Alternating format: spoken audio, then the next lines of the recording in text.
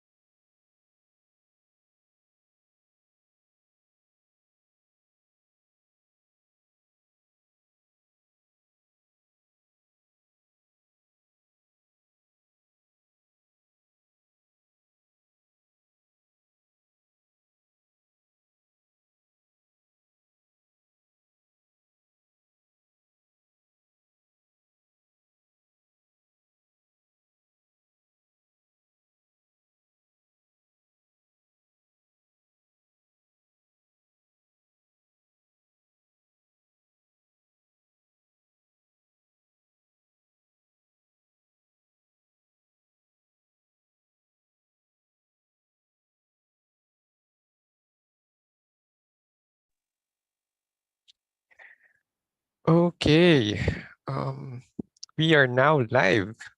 Welcome to Work from Home Pythonista, everyone. Thank you so much for joining us today. We're your hosts, Matt, and Mickey. and we are both members of the Board of Trustees of Python Philippines. Miki, tell them about our show. Work from Home Pythonista is a monthly webinar talk show series where we interview Pythonistas representing various roles and industries to give people in the community an insight of what their typical workday looks like. We also showcase how Pythonistas think outside of the box while being in the comforts of their own homes or digital nomad setup. So, for the show format, we'll have a virtual tour of the speaker's work area at home and tools. And then we'll have a Q&A after the virtual tour. Matt, can Okay, so before we start, we'd like to thank our sponsor, CoDev, for making this show possible. CoDev is a silver sponsor for Work from Home Pythonista from September to November. Their sponsorship allows Python Philippines as a nonprofit to continue to support and facilitate the growth of the community of Python programmers in our country. CoDev Philippines is a company that focuses on recruiting highly skilled professionals for tech companies in the US and offering supporting solutions that create highly integrated and efficient teams. Also, heads up, now we have a coding challenge. 5 winners will get 3,000 pesos courtesy of our very generous sponsor, CoDev. Stay tuned at the end of the show for the instructions.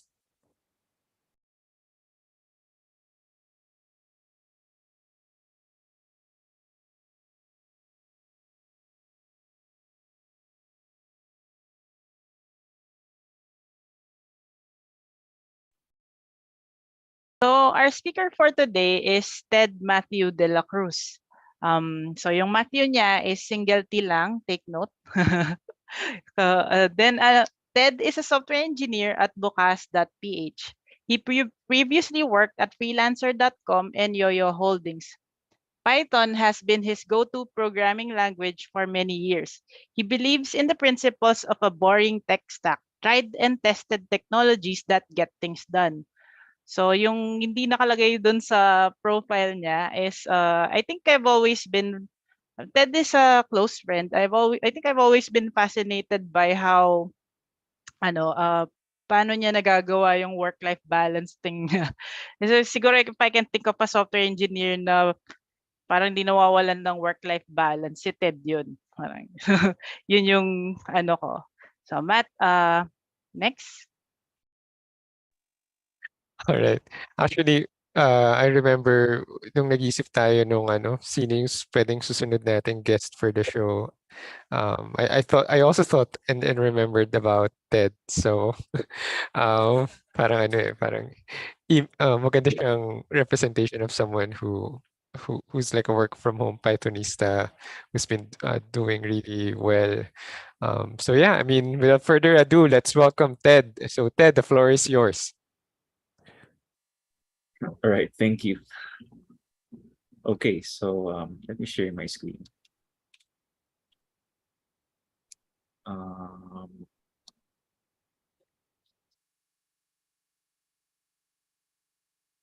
Right. You see a white screen? Yes. Yes. Right. Okay. So, hi again. I'm Ted dela Cruz. I'm a software engineer at Bukas.PH. So we are a startup company here in the Philippines, and we provide affordable installment tuition plans for every Filipino. So that's what we do. And by the way, we are hiring, though we are allowing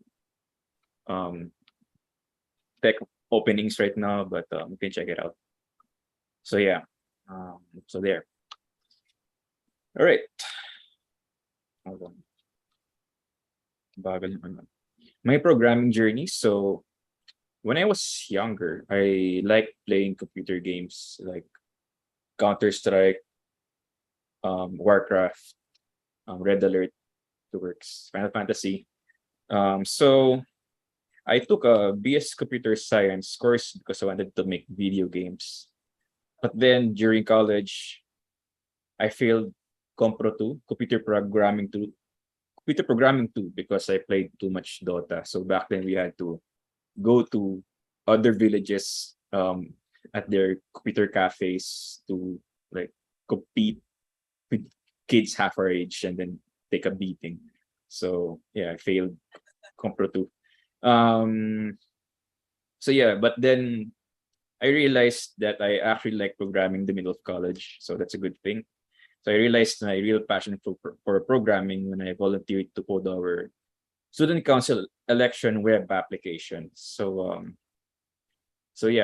back then we used bare metal PHP on Windows, and wala kaming version control. So we had zip files with dates in them. We didn't use SVN at least, but no, yeah, but it worked. So we didn't have a framework. So actually, it was vulnerable to SQL injection attacks, but yeah, it worked. So I added that in my resume back then when I was a fresh grad. So yeah, fresh from college, it took me 6 months to get into web applications development. I was unemployed for 6 months. I tried applying many companies, but I did not qualify. Did not pass their programming exams. So sorry. But I persevered. Eventually, my mom actually told me to just apply for call center jobs because I couldn't get a job. But then I just pushed through. So yeah, more than 10 years later, here I am working for a company that I like. So yeah, that's nice. Okay, my journey with Python, I got stuck with PHP for a long time. but PHP paid the bills, so that's nice. So yeah, my first stint at Python was I started out with simple automation scripts for a company. So it was Object Bright in Alabama. They're still up and running. So yeah, I made like a PDF generation, generation, and then renaming files, stuff like that.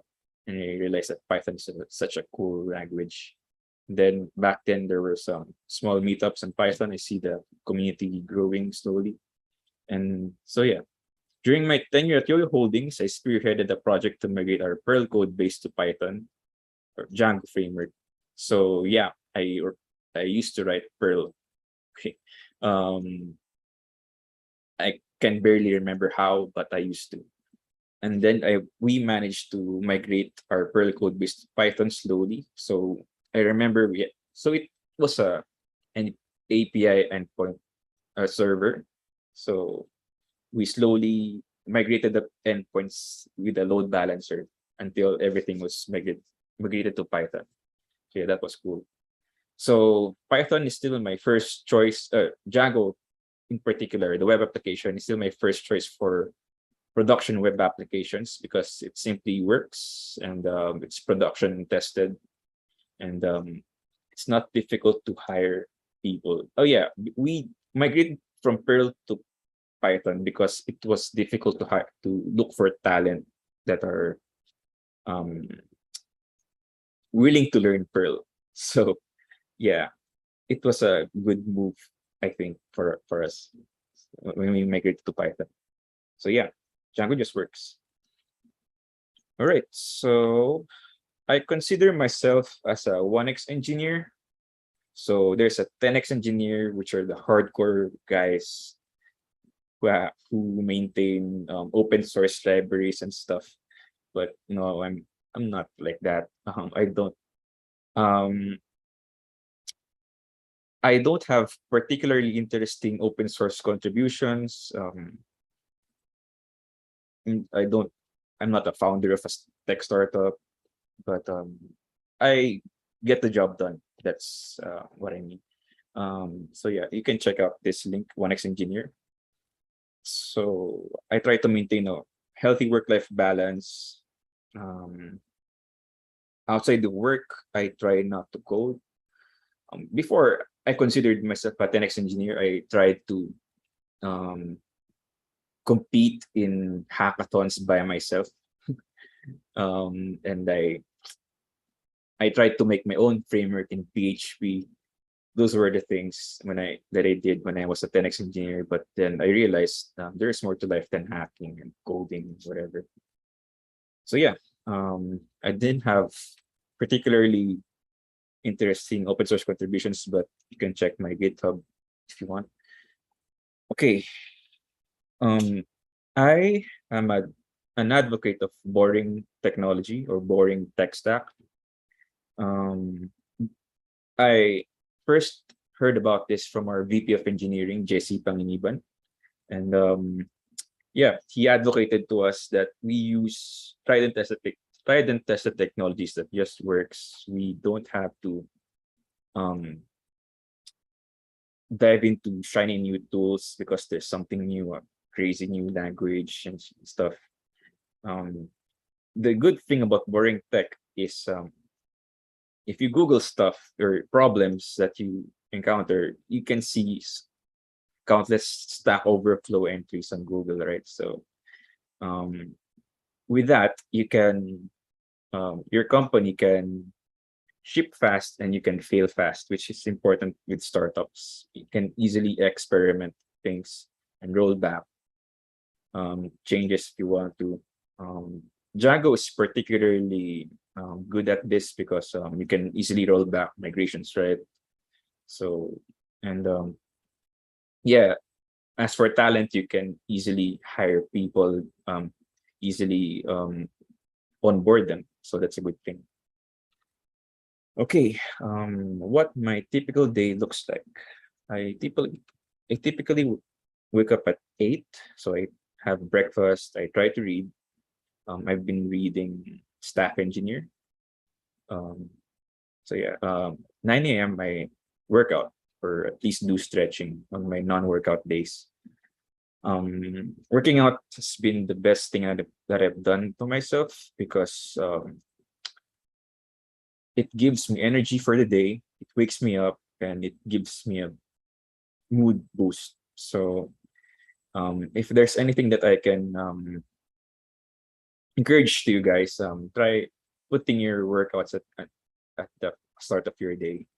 So yeah. At 10, I check Slack for anything urgent. I review code. 11:30, I go to the office or not. It's work from Pythonista.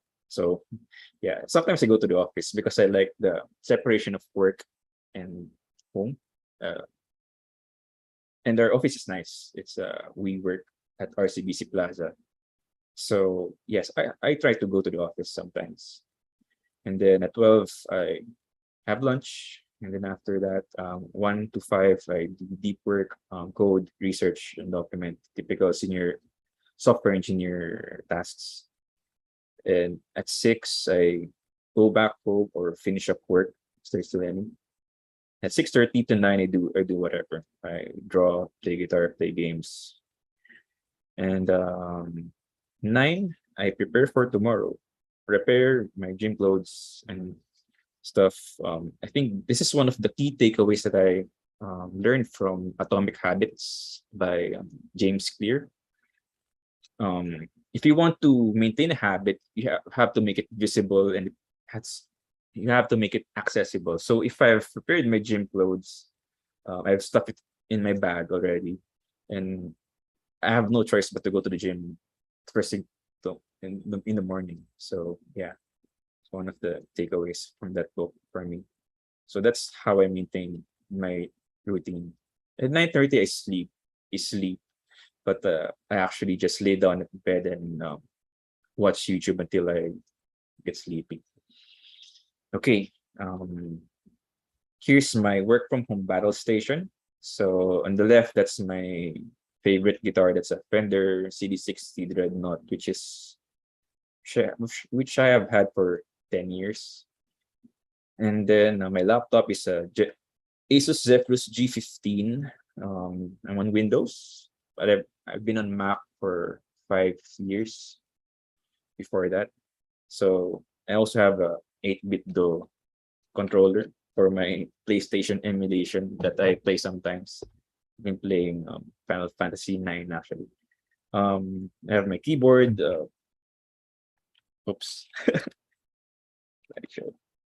I have my keyboard with a Gatron Milky Yellow switches. I have my mouse G304, which is switches here for some of my games.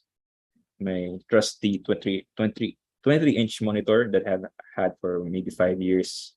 I might upgrade, but it works for now. And my display tablet, which is a Canvas Pro 16 that I use for drawing.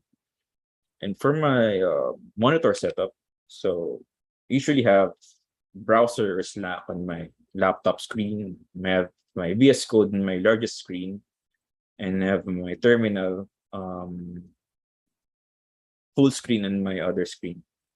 So I'm on Ubuntu, Windows subsystem for Linux 2. I run a terminal multiplexer and Zish, which is a pretty common setup for nothing special for me. So yeah, I actually used Sublime Text for a long time, and then I wanted to migrate to Vim because it was the coolest thing ever. So before that, I wanted to practice Vim bindings on Sublime Text. So I stayed that for a long time, but then it just stick. So I have currently VS Code with Vim emulation. So I never got to Vim actually. I just use it for ad hoc things. Okay, what's next? Hobbies, gaming. These are my favorites list as of now. I used to play Ace Combat. I had a joystick for dogfighting, virtual dogfighting. I played a lot of Battlefield games before. Also Counter Strike, the classic one. Doom Eternal. Yeah, I sunk a lot of hours here to the point that I had to uninstall it because I was playing too much. So yeah, just recently I just play too much, so I installed it. I've been playing Final Fantasy 9 sometimes, but recently I haven't really playing video games, just when I was really bored. Okay, next for my hobbies, travel. I have more pictures, but I think that's the best representation of my traveling. Um, yeah, like most people, I like traveling. Um, Mostly local destinations because overseas, I plan soon. I hope. Yeah, I had a brief stint of working at San Juan La Union last year, so I managed to learn surfing, so that's nice. So I worked at La Union and lived there for 3 months last year, since for October until December last year. So it was a really good experience. I made a lot of friends. So yeah, hoping I recommend you guys also try that. Like months stay somewhere else if you're working from anywhere. So yeah, hobbies. I like watching gigs. So to the left, that's Urban Dub and their final um gig at 19 East before the hiatus, one of the most memorable ones. And then also here on the right, that's the XX Live in Manila. It's an international band.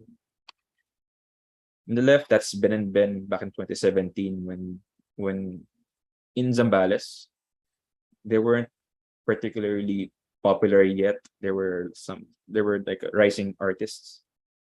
And to the right, that's Nikki Nava, that's my friend. She's a solo performer. So yeah. I also had a phase when I also played.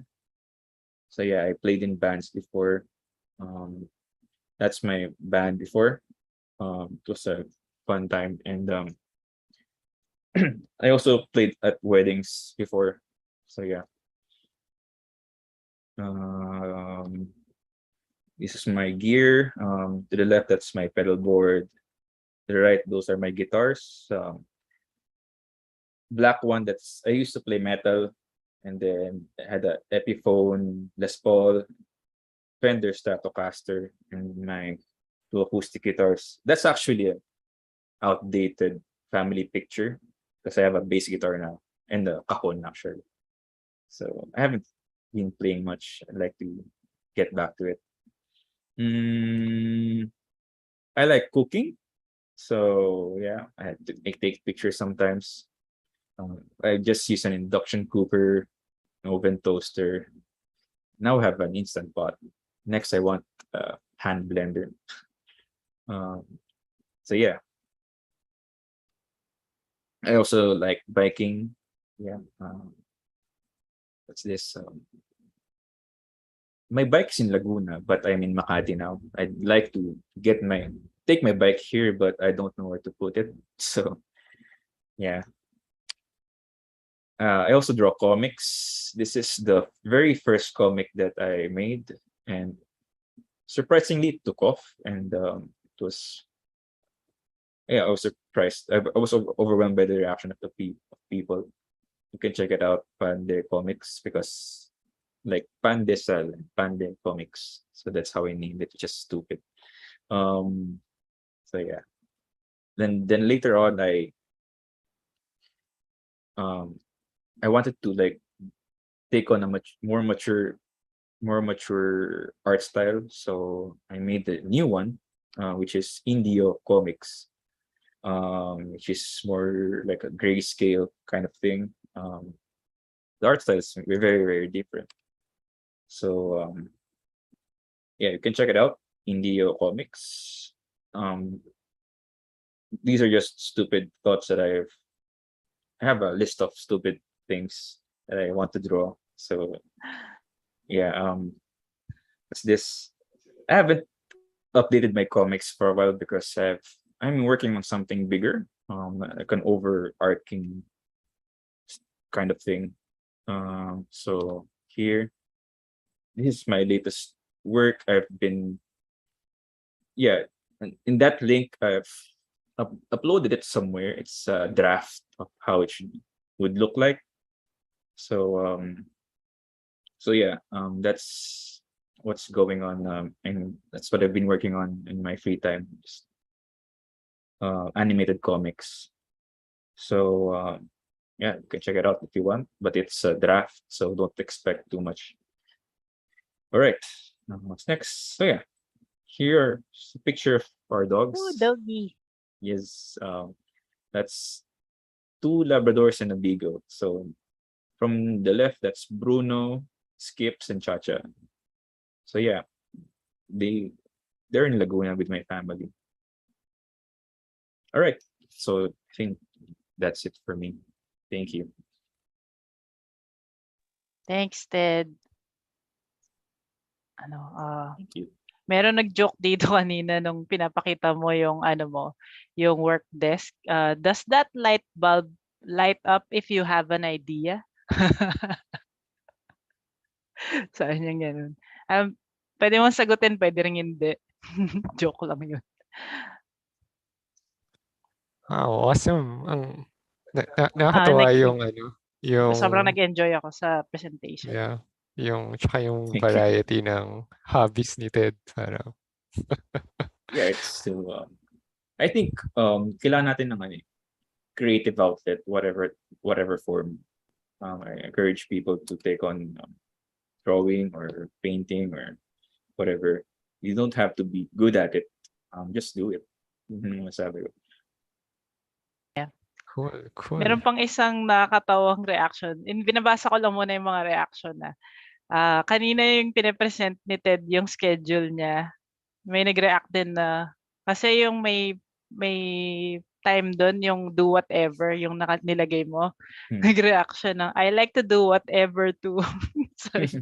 Yeah, I'm lucky na di ako like obliged to. Like, iba kasi, I mean, mga breadwinners or may family. I'm just a bachelor, so I can do whatever. So, maswerte ako. Privilege. I acknowledge that. Oh, sabi ni Zorex, I need that light bulb too. Nice. Meron Oh, akong mas pampatulong yata yun ng pang spark ng ideas ba yan, Ted? meron akong ito. Ito, may idea ako. Binuhat pa. May idea ako. Okay. Vintage style na lang. Cool. Yeah, I mean, we are now opening the floor to everyone in the audience on YouTube and also here on Zoom. If you have any questions to Ted that you want to ask, we'll read them. And then, yeah, just feel free to ask whatever. Whatever din. Ask whatever. Natawa ako doon sa huling comics, yung sa India Comics. Yung gusto magpatato. Parang big brain moment. Oo, medyo yung page niya medyo siya, political. Talaga. Yeah, so disclaimer. Ano ba questions? Yung Pande Comics kasi slice of life di ba? Yung natatandaan ko doon yung bidet at saka yung potato corner. Medyo siya sabog-sabog pa yung art style ko ng time na yun. It's nice na appreciate yung mga tao. Yeah. Yeah. I guess meron akong habang inaantay pa natin yung questions from people, huwag kayong mahiya yung mga tao on YouTube and here on Zoom. Yeah, habang iniisip niyo pa yung mga tanong niyo, meron akong unang question kay Ted after ng mga reaction. Yung motivation mo for doing yung simula kasi Pande Comics pa lang yung meron 'di ba? So paano ka nag-start or ano yung pinakaunang motivation mo why you did that? At first, I think tawag dito. Paano ko nung mga other Pinoy comics like Hong Kong flashbacks, wala pang tarantadong kalbo ng time na yun, 2017 I think. 2017, 2018 yun. yeah, fan ako ng mga Pinoy comics, mga slice of life, mga kagaguhan lang. Tapos may mga ideas ko na like gusto kong i-present visually and yun. And before din kasi hindi mag-drawing high school ako. Tapos parang nire-revisit ko lang siya. So yeah, then nag-start yun. And mahilig din ako sa manga comics. So and fan ako ng Chainsaw Man. As in, meron akong volumes dito, di ko napakita. So yeah, mahilig sa manga comics. So yeah. Ngayon ko lang narinig yung Chainsaw Man, ha. Check out ko nga yan. Tapos na ba yung manga na yun? Actually, parang first Yung time. part 1, tapos na siya yung part 1. Pero from there, parang ano siya eh. Hindi siya tapos. Ongoing pa rin siya. May part 2 siya. Pero satisfying yung ending ng part 1. From there. Cool. And ano siya, medyo kalokohan at black comedy, I guess. Dark. Parang gory din. I'll check it out. May animation parating. May animation this October 11, which is hype na hype ako. Super fan ako nun. Yung huling dalawang manga na natapos ko nung kailan is yung Fable. Na-recommend ni Mark Steve. Fable. Okay siya. So it's about a hitman na who's trying to integrate sa society. Yeah, trying to live a normal life. Tapos ang interesting sa kanya is talked about how going back to nature and things like that, roughing it out. So parang interesting theme. Cool. Ako naman may question kay Ted. So paano yung naging pala, Ted? So from it sparked my interest how you started shifting your frame of mind from wanting to, doing like 10x stuff as an engineer, and then later on migrating towards adopting a philosophy of being more of a 1x engineer. What was the trigger? May triggering event ba? How did you progress towards that kind of thinking? Well, tawag dito. I have to admit na karoon ako ng phase na burnout ako. Kailan ba yun? Basta, na-burnout ako. Tapos parang, shit, after work code ako, ganyan. Tapos, parang nakapagod lang na, kasi na tawag dito. I want to work at my own pace dahil dun sa experience na yun. If I push myself too hard na may extracurriculars ko after work, parang if you imagine a car idling or car running at 100% all the time, ma-damage yung engine niya, di ba? So I realize na parang ganun din tayo. Sometimes you have to make bursts of extra work or pero just don't push yourself too hard, otherwise ma-burnout ka. Kaya I make sure na may creative hobbies ako or outside coding, I have things, interesting things na ginagawa. Interesting for me, ginagawa. Was that when you was it when you started doing traveling, mixing travel with faces?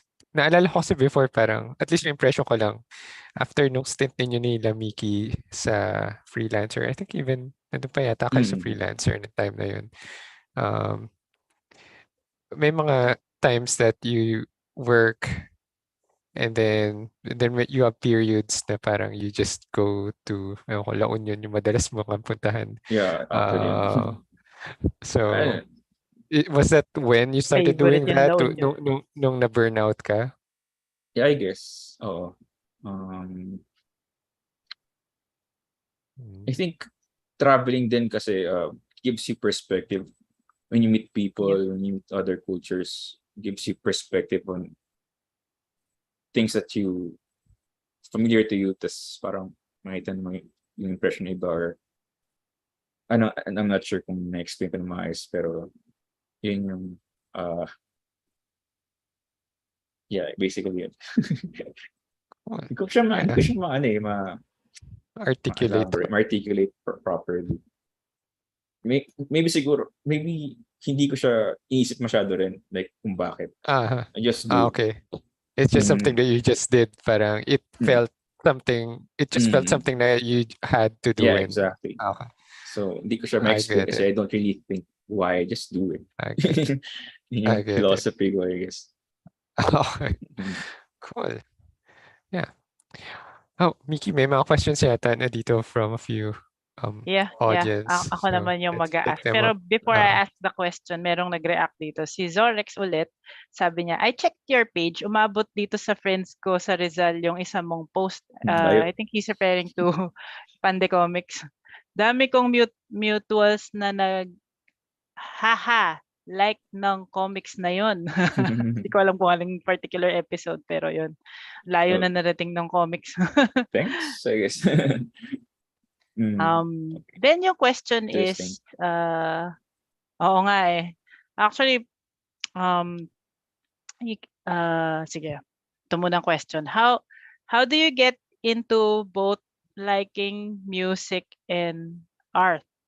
Yung question is from Ange. How do you get into both liking music and art? Yan yung Siguro question kasi, niya. nung high school ako, I think, musically and artistically inclined na ako before. Parang, tas nung college, nag-tech ako. Tas nirevisit ko lang yung interest ko nung high school ako, I think. And what's interesting about it, well, ano siya eh, outlet, creative outlet. Like I said, you have to express yourself, your ideas, your values, and sometimes give it a comedic twist in yung I think. Yeah. I like it. Parang just have fun with it type of attitude, diba? Don't think about it. Just do it, man. You don't have to be good at it. I mean, hindi mo kailangan maging magaling sa art or sa music para to be a musician or artist. So yeah. Cool. Parang basta masaya ka dun sa ginawa mo, no? Exactly. Oh. Exactly. Ikaw naman, Matt. Let's pick another question here. Question here from Zoom. May tanong si Loreto. Sir, ano po yung company ninyo? 5 hours duty only sa work, sir? So mukhang check niya yung time frame ng Hindi, I mean, 9, nag-check na ako ng And very deep work ko talagang focus talaga, which is 1 to 5. And before nun, may check na Slack or kung may something urgent, jump in ako dun. Yun yun. So, hindi naman siya 9 hours. Typical hours checking. Parang gusto yata lumipat ni Loreto sa company ni 5 hours. And kami output-based naman kami. Hindi naman namin tinatrack yung hours talaga. Basta you do your you submit your deliverables on time. Yeah. Ayun, may nag-a-apply na ng front end. Wala kaming opening sa tech. Wala. Please, hiring kami. Okay. Right. Let's pick another question. Or yeah. Ikaw naman, Mickey. Sige, medyo naalala ko lang yung time na kasi yung before I ask the next question. Naalala ko lang yung time na nung before mag 1X engineer si Ted, kasi naalala ko na masali ka sa hackathon dati, Ted, 'di ba? No, sa web tapos geek yung hackathon. preps, 'di ba, yung tapos solo, 'di ba? Tapos tinatanong kita kung paano ka nagpe-prepare, sabi mo. Ano sabi ko? Sabi mo, nagki-create ka ng app, tapos buburahin mo, tapos gagawin mo ulit. Sinabi ko yun? Naalala mo pa ba yun? Hmm? Oo, sa'yo ako naghihingi ng mga books nun eh, ng ano ba pwede kong basahin, ganyan. Yung time na yun, sobrang, I guess, Yeah, hardcore, ano. oo. Hindi Yun na nga, niya maalala. Banggit ko nga gumawa ko ko framework sa PHP, like Mm. Laravel style. Wala lang. Ginawa pala ako hardcore dati. Ganun Yung pala parang, siya ka-hardcore dati, hindi na maalala. So yeah. yung next question is, um, how much daw and where did you buy that light bulb? Kulit na Ah, question na to. Shopee. Si Ange. Send ko na yung link ng Shopee. Okay. I guess Matt, before ka mag-ask ng next question, nabasa ko na kasi tong isa. Sabi ni Shara, I might have missed it, but what pushed you to do the volunteering po? Yung volunteer for coding like you previously mentioned, yung dun sa election system yata. Kasi may sinili yung org nung time na yun. Kumalan ko ng pangalan ng org eh. Tapos yun, kami rin yung nag-start nung project na yun. And ako parang unti-unti, oy, yung interesting na ito, sige, mag-code din ako dito. So, I guess, the takeaway is surround yourself with people na driven. And then, from there, kasi nag-volunteer sila, ikaw din, mag-volunteer ka na rin. So, Nakakahawa lang, no? Oo. Yeah. Parang exactly why yung naging motivation din namin why Python.PH yung naging community and everything parang Yeah. time na yun. It's just being around the same driven people parang it just Exactly. drives you as well no? So it's, Yeah. I have here a question from Luisa. I'm wondering was that the daily schedule you kept early on in your career? Parang ano raw yung naging contrast nung schedule mo ngayon versus what you did before? Well, How much has it changed? nung hardcore engineer pa, as in after work, pupuyat ako, as in Natatawa magko-code siya. ako.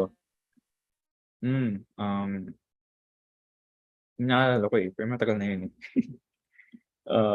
Ano yung question that? What was the daily schedule that you kept on early in your career? Yeah, Ano yung naging after work, contrast?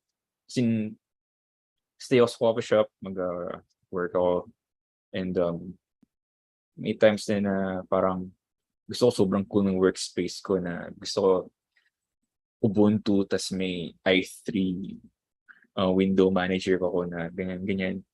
Na sobrang, pero ngayon parang basta gumagana sa laptop ko, okay na yun. Yeah, basically after work code ako, yun yung, then, may time din nagka-part-time ako nun eh. Hindi ko lang paano ko na-manage yun. Siguro talagang mas may energy ako before. Na like to stare at the screen for a long time. Yeah. Parang nakakatawa yung yung progression from alam mo nakaka-edit ka na as an engineer parang na 1x na yung philosophy mo. Boring technology club ka na. Pero tapos wala nang side gig muna, work-life balance na yung iniisip. siguro kasi swerte lang din ako na like wala akong need finances, di naman ako breadwinner. Yun, I acknowledge na privileged ako doon. Plus, tawag dito. Yeah, as you grow older, nag-iba yung values mo. So, ngayon, I value that. And I think there's more to life than just hacking on your laptop after work. Parang sayang energy at oras, I think. Pero may times na kung gusto mong to get to the next level, siguro put in more hours after work. Pero don't push yourself too hard. Nakakatawang contrast yun, Ted, kasi yung nagsasabi ng advice is someone who was actually pushing himself really hard when he was younger. Yeah. So, I learned the hard way, I guess. iniisip ko rin yan before parang pipigilan ko ba yung mga younger engineers to kind of like seek that? Pero Ako, parang naisip ko, actually, if ako you're rin kasi ganun ako dati. yeah, So, if you're a younger engineer and may Marami drive pang and passion energy. ka, I mean, huwag ka makinig sa akin. Just go ahead, code ka lang hanggat may energy ka. Pero, well, mas maganda pa rin. I mean, learn the hard way. naisip ko ganun parang hindi tatatak hanggat hindi ka na-burn out, hindi ka Oo. nagkakaroon ng acid reflux, nakakakapit Oh. sa Burnout, kuya. ano yun? Ganun no? Pagbata ka pa, ano Hindi. yung burnout? Hindi, tuloy mo Code lang. tayo, tara. Hackathon tayo, solo game. Okay, well. Pero okay lang. By all means, go. Do Yeah. what you want. But I guess it's more of at least know that hindi yun yung end. Hindi yun yung pace na gagalawan mo Forever. for EBS. Yeah.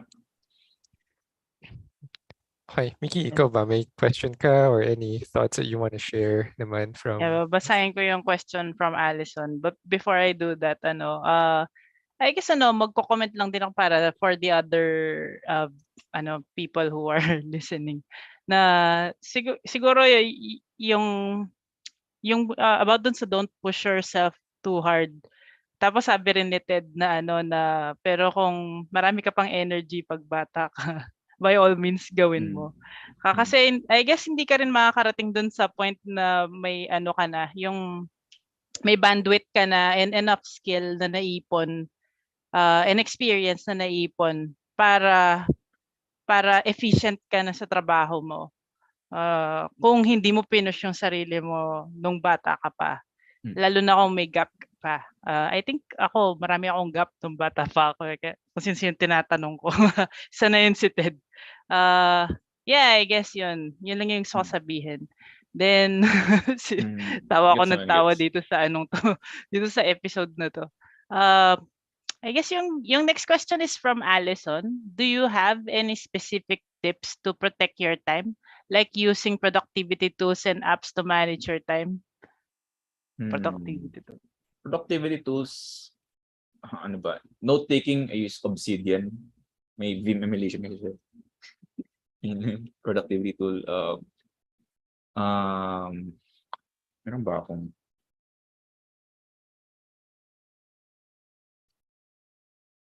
wala akong particular na ginagamit na something special. Sorry, ulit yung tanong? Productivity tools. How do you protect your time? Parang... learn to say no. Pagka yun pala yun no? May nagtaya sa'yo, tapos conflict sa schedule mo kasi gusto mo pang do something else. Just say no. Hindi mo kailangan mag-excuse or I think to protect your time. Paano, Ted, kung tinawag ka ng boss mo tas outside office hours na? Hoy, fix mo to. Ganyan. Wala namang ganun sa amin. Pero pag ganun, magkukusa kami na wala namang ganun. Hindi naman parati, no? Oo. Pero naman kami, maganda sa culture namin is we're like a team of individuals that are we share the same goal, which is to help people afford higher education. And pag kami nagka-problema sa production, wala na kailangan sabihan talaga na, or siguro notify lang. Outside work, given na yun. Talaga. Hindi mo siya madalas, thankfully. Ang dami nag-react about saying no. So, yeah, that's a really good. When I was younger, takot ako mag-no or mag-main kaya sa akin, tapos di ko gusto sa mama. Right? Ngayon parang, just praka ka lang. I guess. So, sobrang sakto siya. I'm currently reading a book, yung Essentialists by George McKeown. Essentialism. Essentialism, yeah. So, isa sa mga main tenets ng essentialism ngayon, learning to say no. It's really good. Okay, sige, ay may questions or ako na ba dapat yung mag-aano? Ako na yata. Sige. Ay, lost track na. Sige, ikaw na. um, okay. Medyo marami reaction si Loreto. Sige, one more from Loreto. Any tips para makabawi sa feeling na you're lost at something at di alam kung ano ang uunahin? And how do you maintain personal issues at work versus, I guess, issues at learning at the same time? I suppose Oo. he's trying to say na, yeah, working on the issues, like yung tasks, and also learning at the same time. Lalim mo. Paano mo May alak. binabalance? May alak ako dito, parang gusto ko inumin. Parang ako bagay sa feelings you're lost at something and di alam kung ano uunahin. Shucks, ang hirap. To maintain personal issues. May pa-exam ba, Ted? Para kailangan mo yatang mag-sponsor ng alak ni Ted Loreto para masagot. Yeah, Para nga eh. masagutan ka niya. Pare, may Painom ka pinagdadaanan naman. ba tayo?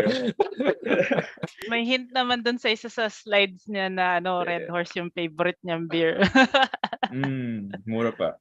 And in-absorb ko pa yung question eh. Feeling that you're lost at something at di ka naman. I guess reach out to friends. Kasi when you talk to friends, yung perspective nila, nalalaman mo yung perspective nila sa issues mo, and minsan di mo alam yun eh. So it's important to hear external feedback from your situation. Yun, I think. How to maintain personal issues at work and learning at the same time. I don't know. I guess yung tanong niya parang paano mo i-execute yung work. Yung work na hindi mo, na you're also still learning at the same time. Parang given siguro yung demands yung with the timeline and ano mo yun, parang ako kasi I just learn at like dito. As you Marami go. sa skills ko na hindi ko inaral before. Like natutunan ko na siya sa work itself. Yeah, I suppose kamukha nung di ba? Have Yung to Pearl. As you go. experience. Oo. Wala, kailangan mo na siya may experience first hand. And minsan you just have to fake it until you make it. Or fake it until you become it, I guess. Oo. Hindi ko lang nasagot ko siya. No, I think based din nga sa attitude mo, di ba? Parang you feel it out and then I guess you just do it. Yeah. Huwag mo na daw masyadong pag-isipan. Gawin mo na lang. Yeah, I think parang sa ano ko rin to eh, sa whenever, pag tinatamad akong pumunta ng gym, lagi ko sinasabi sa isip ko na just do it, don't think about it. Kasi yun yung exact phrase eh. Kaya umaga sinabi ko sa sarili ko eh. Kasi if you think about it, your brain will come up with excuses. Like, pwede naman bukas na lang. Pwede naman, siguro stretching na dito. Mga ganun. Just don't think about it, I guess. And just go with it. Go with it. I think. Cool. Yeah. Yeah. I think nabasa na yata natin lahat ng questions, Matt, no? Tama ba? I think so, yeah. Yung reactions na lang. Plus, I mean, I guess ako may question pa ako kay Ted before matapos. Parang, and this is something na nabanggit ko earlier. So, I'm very interested dun sa frame of mind mo for joining Bukas. Is yung mission kasi mission ng Bukas is something that, Jesse is also a friend and I know he's I know him for a long time, and parang I know this is also something na very dear sa kanya, yung mission ng company. So I'm also interested to hear your thoughts for joining them, or what motivate you to join Mhm. them. Mm. Um, Okay. Tawag dito. Yeah, like, it started nung nag-inom kami sa Cubao. Uminom kami sa isang bar sa Cubao, sa Int Bar sa Cubao Expo. Wala lang, usual hangout. Tapos yun, binanggit niya lang na may opening sa bukas sa ano. Tapos ako medyo sa work ko ng time na yun, wala, di ko siya ng trip. Tapos, ayun, sinabi niya na mag-apply ako. Medyo pinitch niya sa akin na kung anong ginagawa nila. Pinit siya habang Interesting. nakainom, no? Oo, medyo. Tapos may kanya-kanyang baso kami. Tapos, tawag dito. Ayun, tinry ko lang. And I met the people. And from there, nakita ko yung, tawag to, first hand, yung ginagawa nila. Sobrang talented and awesome ng mga tao. Parang, and ang bata, kami, walang, like, halos mga cage ko lang din sila.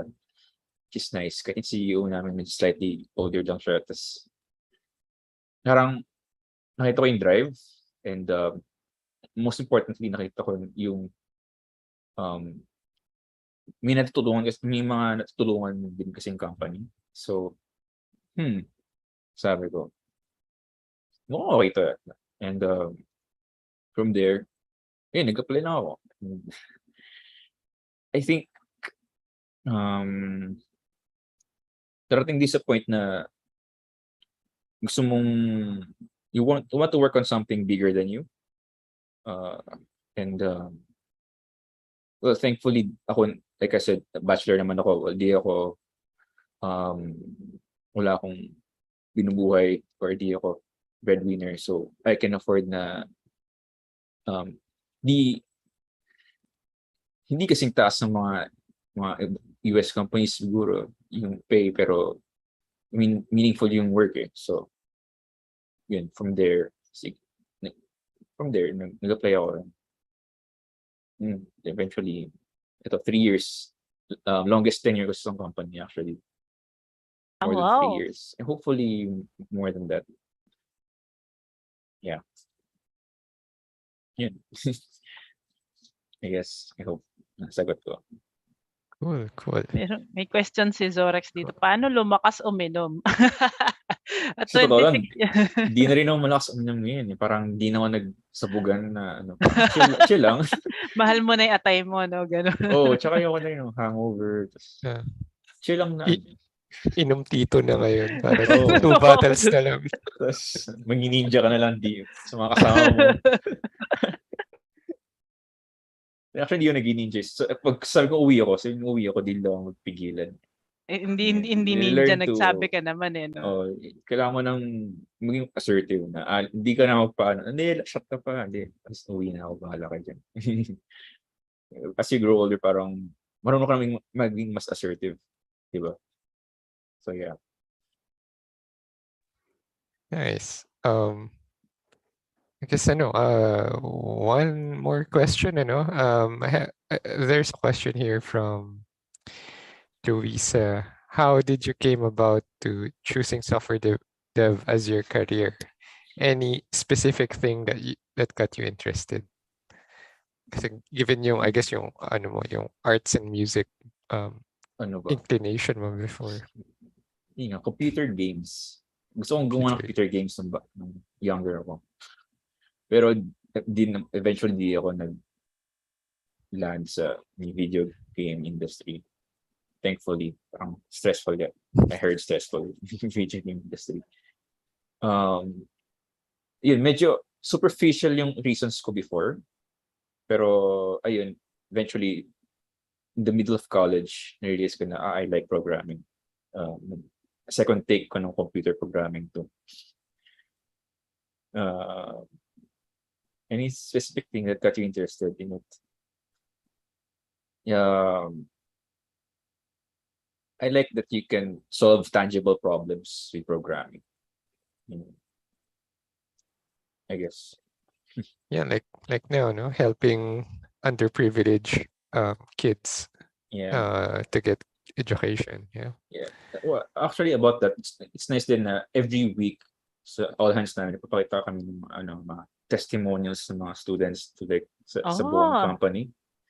Parang, oh, we're working on something good talaga.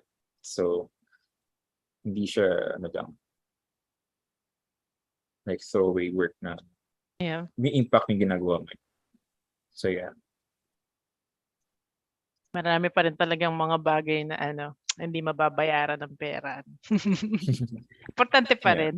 Pero, yeah. Mm-hmm. Nice. Good. Yeah, I mean, may iba ka pa bang question, Mickey, or do you Wala want na. to wrap Ang this up? basahin ko na lang yung 2 reaction dito tapos we can Sure. wrap up na. +1 daw before nung nag-dev setup din daw si Zorex ng Vim then SSH to a VPS hacker man. Pero ngayon hindi na. Yeah, I think yun lang pala yung reaction. Kala ko 2. Yeah, yun lang. Then ano pa ba?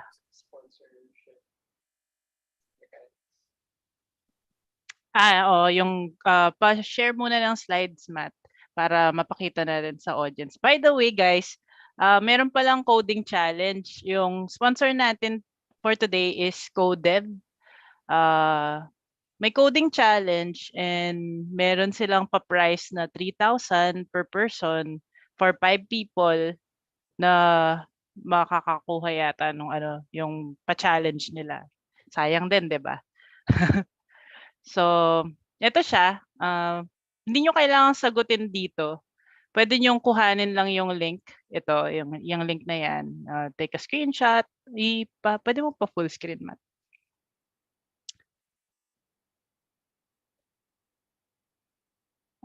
Hindi autoplay 'yan. Sige, yung yeah, 'yan. Pa-previous slide nga muna para makita lang muna nila yung Ito pala yung sponsor, sila CoDev. The next slide. Puwede niyong i-screenshot yung link. Then magre-register kayo diyan sa link na 'yan. I think end of September yung deadline nila. Maaga pa naman, may 1 week pa para i-complete yung coding challenge at manalo ng 3,000. Sayang, 'di ba? Tsaka kung meron sa inyo naghahanap ng ng bagong trabaho, ito na 'yun. Medyo fun way to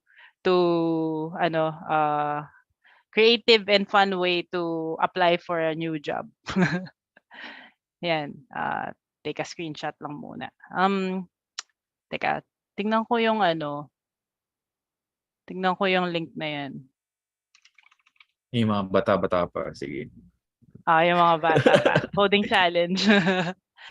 So, who can join daw?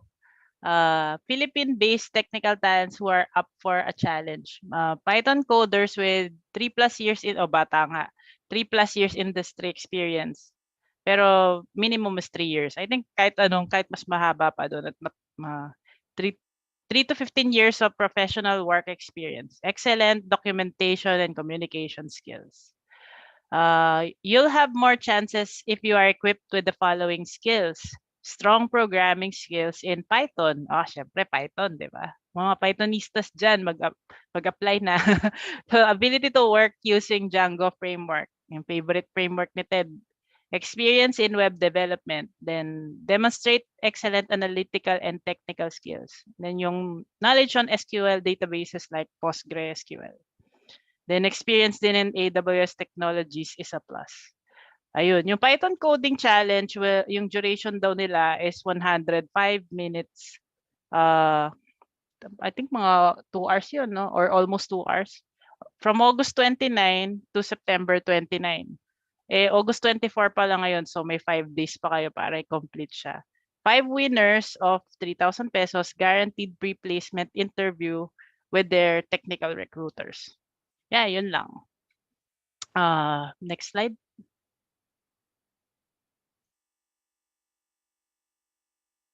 Wag na yan. Yan. Yung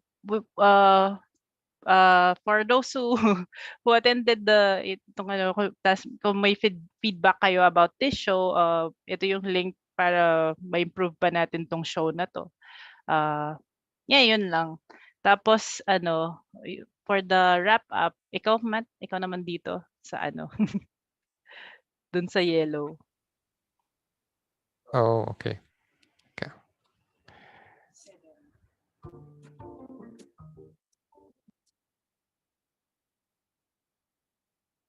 Ang weird na nag-play siya. Teka lang.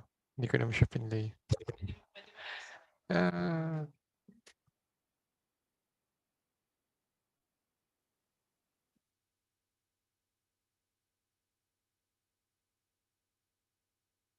Okay.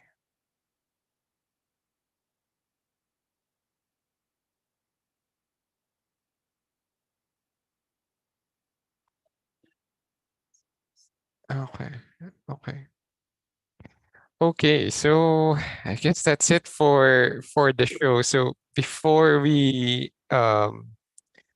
close, Ted, meron ka bang any shout outs or anything that you want to announce to the audience? Oh yeah, happy birthday, Mark Roldan. Oo nga pala, excited kami. Happy birthday, Yeah. Mark Roldan. And ano, shout out to our table 404 friends. Yeah, And sana shout out matuloy to yung dinner natin. Oo nga. Talagang dito na nagparinig eh. But then shout out din to Python.PH Kaizen. Sila yung mga nagko-comment kanina at nagre-react. Ayan. And shout out din to everyone who are here in Zoom. Si Matt mag-shoutout ng mga nasa YouTube. Hey, okay, ako na Ikaw say. na dito sa Zoom. Kahit saan. Sige. Ang gulo namin, no? So, shout out sa mga nandito sa YouTube, si Allison, Ange, Anton Rafael, or Pilia, Loreto Gutierrez, and si Luisa. Ayan. Thanks for your questions and thanks for your time today. Saya nitong anong to, no? And shout out naman din sa mga on YouTube live, Zorex, Mr. Valdez, Shara, Vanny, Jeff. Yeah, thanks for joining us there, guys. So yeah, I think that's it. Thank you again, Ted, for your time, and thanks everyone for joining us this afternoon. Thanks for having me. Yeah. Bye. Thanks din, Ted. Nag-enjoy kami. Bye. Happy weekend, everyone. Happy- Enjoy the rest of your weekend. Yes. And Bye. see you again on the next episode of Work from Home Pythonista.